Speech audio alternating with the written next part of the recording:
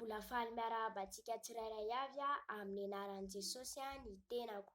Mbola voninahitra ho an'Andriamanitra irery ihany no ahafahako mijoro vavolombelona amintsika tsirairay avy izay mpanaraka ny vidéo mahakasika ny fahitana izay naseho an'ny Tompo ahy tamin'ny 24 juillet 2024 dia nampiseho fahitana ahy ny Tompo.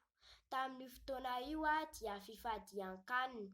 Rehefa niankohaka izahay nandohalika, ny antsoantso ny afon'ny fanahy masina dia nampiseho fahitana ahy ny Tompo Nizara roa io lanitra io.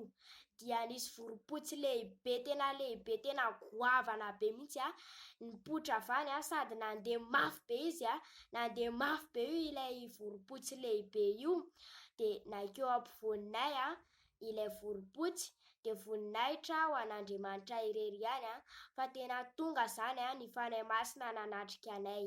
Amen.